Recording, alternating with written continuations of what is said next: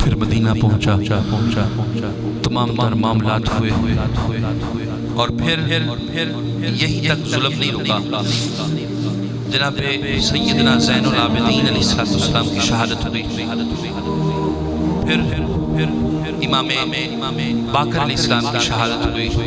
بڑی طویل گفتگو ہے۔ امام جعفر صادق شہید ہوئے، امام موسیٰ کاظم شہید ہوئے، امام علی رضا شہید ہوئے، امام محمد تقی شہید ہوئے، امام علی نقی شہید ہوئے، امام حسن عسکری شہید ہوئے، اور 12واں امام آئے گا مقدر اس کا بھی شہادت ہے۔ اور یہ تو ایک کربلا ہے، یہاں پر آل محمد کے ہر گھر میں کربلا ہوئی ہے۔ حضرت زین العابدین کے بیٹے کا نام ہے زین العابدین۔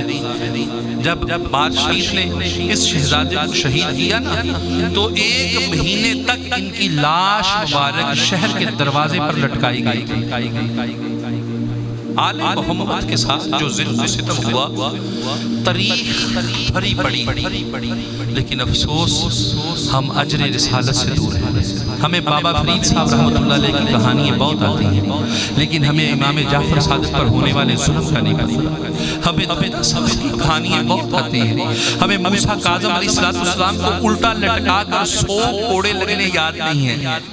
ہمیں غوث پاک کی حکایتیں بہت آتی ہیں، یا غوث پاک ہمیں جناب علی رضا علیہ السلام کو کوڑے لگنے نہیں نظر آتے۔ ہمارا یہ فقدان ہے۔